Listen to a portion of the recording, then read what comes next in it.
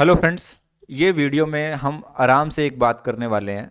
बार बार एक प्रश्न आता है कि सहकारी बैंक में चाहे मैनेजर की तैयारी कर रहे हैं चाहे आप असिस्टेंट की तैयारी कर रहे हैं, तो जब आप अकाउंट्स पढ़ रहे हैं तो आपने बहुत बार सुन लिया होगा कि 11वीं 12वीं पढ़ लें। हो सकता है एक दो बार मैंने भी जनरल जनरल वे में 11वीं 12वीं वाला कभी शब्द निकाला हो, पर क्या 11वीं 12वीं अपने आप में एक संपूर्ण बात है? क्या इससे आप कुछ समझ सकते हैं? तो बिल्कुल नहीं। तो यहाँ पर मैं आपको डिटेल में अकाउंट्स में क्या पढ़ना है उसके ऊपर बात करूंगा। वीडियो को एंड तक देखना, कोशिश करूंगा 5-7 मिनट में अपनी बात को, अपनी चर्चा को पूरा कर लूँ। जी हाँ, मेरा नाम है सी ए सतीश अनेजा। मैं लगभग IBPS के या ऑनलाइन जहाँ पे कॉमर्स आती है, अकाउंट्स आती है, टैक्स आती है, उन एग्ज़ाम्स को 2018 से करवा रहा हूँ। और मेरे सामने सामने लगभग ऐसे समझिए कि 50 से ज़्यादा एग्ज़ाम हुए होंगे पिछले 6 सालों में, नेशनल और स्टेट लेवल पे। स्टेट लेवल पे तो बहुत कम, नेशनल लेवल पे बहुत सारे एग्जाम्स देखे हैं जहाँ पे अकाउंटिंग में क्या पूछते हैं उसका एक अच्छा खासा अनुभव है। उसी के आधार पर मैंने किताबें भी बनाई हुई हैं, आप लोगों को ध्यान में होगा, और उसी के आधार पर कोर्स टेस्ट ये सब कुछ मैं आप लोगों को दे रहा हूँ दोनों भाषाओं में। ठीक है।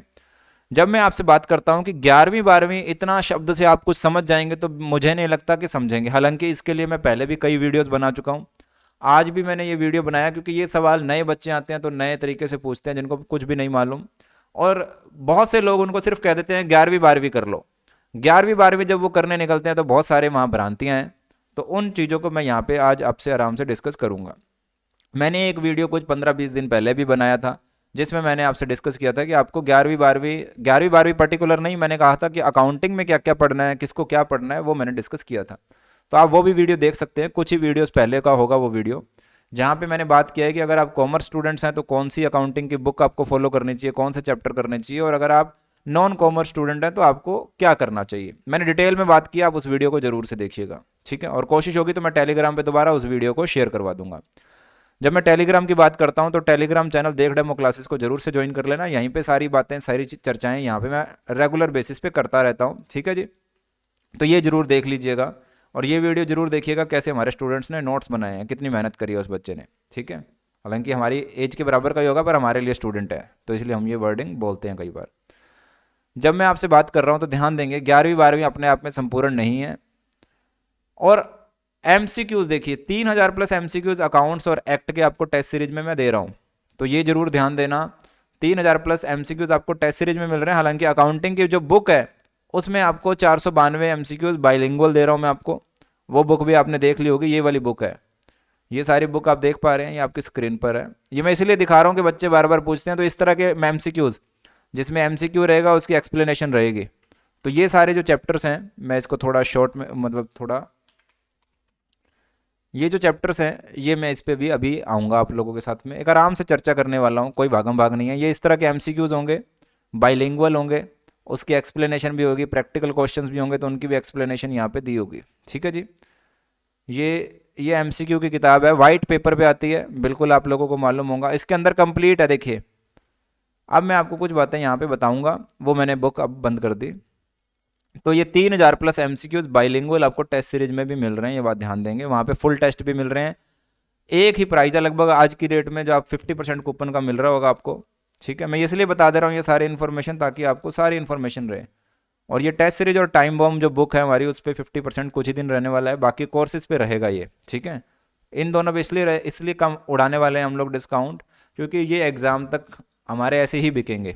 ठीक है। तो इस पर डिस्काउंट देने का कोई मतलब नहीं बनता है। अब आते हैं बातचीत दूसरे मुद्दों पे। कौन सा टॉपिक करे? 11वीं 12वीं वाला बच्चा बार बार आके पूछता है 11वीं 12वीं वाला मामला, तो मैं बता देता हूँ, ध्यान से सुनना 11वीं और 12वीं का क्या मैटर है। अच्छा, आपको मैं थ्योरी बुक भी दिखा देता हूँ, पहले सारी चीज़ें दिखनी चाहिए। ये देखिए कॉमर्स की बुक है, ये कॉमर्स की बुक है। कॉमर्स की बुक का मतलब मैं बता देता हूँ आपको, ये कॉमर्स की बुक मैं क्यों बोलता हूँ। अच्छा, ये उसकी MCQs है, 1 मिनट। ये देखिए, ये कॉमर्स वाली जो ये किताब है ये थोड़ी सी अपर लेवल की हो जाती है। अपर लेवल मतलब ये कॉमर्स वाले स्टूडेंट्स के लिए हम लोगों ने बना रखी है। अगर आप कॉमर्स के स्टूडेंट हैं तो आपको ये वाली बुक में जाना चाहिए। मैं उस वाली बुक में बता रहा हूँ, ये वाली बुक जो आपके सामने स्क्रीन पर है। ये सारे टॉपिक्स आपको इसमें मिल रहे हैं। 2-3 टॉपिक जो इस बुक से अलग हैं ये वाले, इसकी मैं PDF आपको नेक्स्ट मंथ टेलीग्राम पे डाल दूंगा। ठीक है। ये 3 टॉपिक जो हैं इनकी PDF मैं डाल दूंगा टेलीग्राम पे या ऐप में, जिन बच्चों को देनी होगी, जो भी होगा उस समय मैं दे दूंगा। ठीक है। अब मैं आपको एक बात बताता हूँ, ध्यान से सुनिएगा। अकाउंटिंग की जो ये बुक है, इसके अंदर जो चैप्टर है, इन सब चैप्टर्स को आपको करना है। कितना करना है, क्या करना है, एग्जाम ओरिएंटेड मैंने इस बुक के अंदर डाल दिया, अपने कोर्सेज में भी बता दिया। अब कोई कहता है कि सर 11वीं 12वीं पढ़ ले, तो 11वीं 12वीं में जॉइंट वेंचर करके एक कंसाइनमेंट, ठीक है, हर स्टेट में अलग अलग बुक होती है, यूनिवर्सिटी या स्कूल लेवल पे भी बदल जाती है, सीबीएसई में अलग हो जाती है, पुरानी 2017-18 से पहले अलग किताबें थी, अब अलग किताबें आती हैं। तो ये अपने आप में एक अधूरी बात है कि सर 11वीं 12वीं कर ले, मुझे नहीं पता कौन सी 11वीं 12वीं की बातें हो रही हैं, ठीक है जी। एक अजम्पशन ऐसी मानी जाती है और ऐसा देखा गया है अक्सर कि जहां पर सभी को शामिल किया जाता है, मतलब आर्ट साइंस कॉमर्स सभी को शामिल किया जाता है, वहां पर ज़्यादा अपर लेवल की अकाउंटिंग नहीं पूछी जाती है। ये वाली बात मैं पहले भी कई बार बता चुका हूँ। और जहाँ पर सिर्फ कॉमर्स होती है, जैसे जूनियर अकाउंटेंट का एग्जाम है जो अभी राजफेड में, वहाँ पर अपर लेवल की अकाउंटिंग पूछी जाएगी, उसमें तो ये वाली बुक चलेगी चलेगी, उसमें तो इस बुक को लेना ही लेना है, कोई ऑप्शन ही नहीं है कॉमर्स वालों को तो। पर जहाँ पे जैसे ये अभी ये वाला एग्जाम है आपका, यहाँ पे कितनी अकाउंटिंग कैसे करनी है उसके ऊपर मैं बात कर लेता हूँ। देखिए, अगर कॉमर्स वाला स्टूडेंट है तो इस बुक को बाय करेगा, ठीक है, और ये सारे टॉपिक करेगा जो आपके सामने स्क्रीन पर है। और अगर कॉमर्स वाला स्टूडेंट नहीं है, वो क्यों ना करे मैं बता देता हूँ, हालांकि करना चाहे तो करे, पेपर में आ सकता है, पर मैं कुछ चीज़ें आपको वापस बताता हूँ। कुछ टॉपिक ऐसे हैं जैसे ये कंपनी के अंशों का निर्गमन, अधिमान अंशों का शोधन, ऋण पत्रों का निर्गमन, ये जो चैप्टर्स हैं ये होते तो 11वीं 12वीं क्लास में है, समय मांगते हैं, समय इतना है नहीं आप लोगों के पास अब तैयारी को, या पहले भी जिन्होंने किया था, और ये इतनी जल्दी समझ में आते नहीं है, ठीक है। तो इसलिए मैंने आप लोगों को ये भी कहा है, और पिछली बार पेपर में भी नहीं आए थे, पेपर में भी ये क्वेश्चन नहीं पूछे गए थे, ठीक है। तो आपको क्लैरिटी हो गई। अगर पेपर में पूछे होते, समय होता ना होता वो फर्क नहीं पड़ता, मैं आपको कहता करना है तो करना है, पर पेपर में ये टॉपिक्स नहीं आते। फिर भी मैंने ये क्लासेस अपने कोर्स में दे रखी हैं, जिसको करना है वो कर सकता है। बुक में ये कंटेंट मैंने दे रखा है, टेस्ट सीरीज में भी ये मैंने टॉपिक ऐड करवा दिए हैं, इनकी एक्सप्लेनेशन भी मैंने वहाँ पे डलवा दी है। करना चाहे किसी को कोई मना नहीं है मेरी तरफ से, but as a teacher, as a guide मैंने आप लोगों को कहा क्या सर क्वेश्चन पेपर में आ सकता है, पेपर वाला कुछ भी डाल सकता है क्योंकि उसने ग्रेजुएशन तक की अकाउंटिंग लिखी हुई है, पर पिछले पेपर को भी तो देखना है, मेरी मजबूरी है, मुझे वो बताना है। तो उसके आधार पर मैंने एक बुक ये वाली निकाली, कोऑपरेटिव वाली, ये हिंदी और इंग्लिश दोनों भाषाओं में है, ठीक है, ये बात भी ध्यान देना है।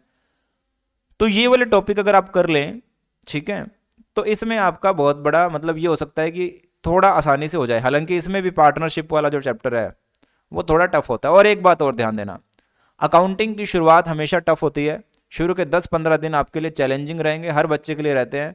कुछ बच्चे हार जाते हैं, अकाउंटिंग को गालियाँ देते हैं, अकाउंटिंग पढ़ाने वाले को गालियाँ दे देते हैं, पर अकाउंटिंग समय मांगती है। जब आप ये चैप्टर कर लेंगे, जैसे आपने ट्रायल बैलेंस, ये journal accounting, ledger, trial balance, ये वाली कहानी समझ ली आपने, और फाइनल अकाउंट्स वाली, उसके बाद अकाउंटिंग ईजी हो जाती है। ये बात ध्यान देना, शुरू के कुछ दिन आपको, जैसे शुरू में साइकिल चलाते हैं तो गिरते हैं ना अपने, बार बार हार्ड होती है, शुरू में काम करना हमेशा टफ होता है, ठीक है। और जो उल्टे काम होते हैं जैसे जुआ या नशा, ये शुरू में आसान होते हैं, बाद में ये लाइफ को ख़राब कर देते हैं। शुरू में तो बहुत इजीली शौक शौक में हो जाती हैं। तो वही चीज़ ध्यान देना, अच्छी चीज़ें हमेशा शुरू में आपको दिक्कत देंगी, वो आपकी परीक्षा लेंगी, अकाउंटिंग भी उनमें से है, ठीक है। तो ये टॉपिक आपको करने हैं। एक क्वेश्चन और आता है सर प्रैक्टिकल क्वेश्चन कितने आ सकते हैं, तो पेपर का 10% मान के चलना, प्रैक्टिकल क्वेश्चन आ सकते हैं। 40 नंबर का पेपर है तो 4 क्वेश्चन तक आ सकते हैं, हालांकि जरूरी नहीं है, ठीक है, 4 से 5 क्वेश्चन, 10% पेपर आ सकता है प्रैक्टिकल, क्योंकि 1 मिनट में आपको क्वेश्चन सोल्व करना है। इवन मैं कहूँगा 30 सेकंड में आपसे उम्मीद करता है, तो 30 सेकंड में प्रैक्टिकल कैसे सोल्व करवाएगा।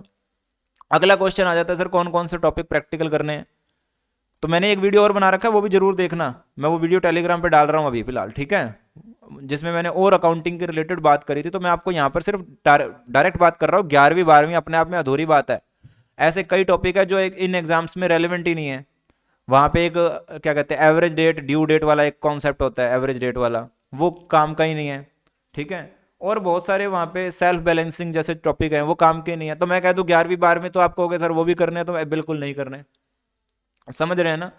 तो आपको यही टॉपिक कर रहे हैं, जितना एग्जाम में आएगा उतना ही करना है। अब आपको कोई भी कुछ भी बोल दे, वो क्या दे रहा है मुझे नहीं पता, मैंने आपको एग्जाम ओरिएंटेड चीज़ें दे रखी हैं, जहाँ से पेपर आता है वो मैंने दे रखा है। मेरे पास अनुभव है, सामने वाले के पास भी अगर अनुभव है सामने वाला भी कहता है कि मेरे पास 6 साल का अनुभव है इन पेपर्स को कंपटीशन को करवाने का, 5 साल का है, 3 साल का है, तो आप उस पर बिलीव कर सकते हैं। अदरवाइज फालतू की बातों पे ध्यान मत दीजिएगा।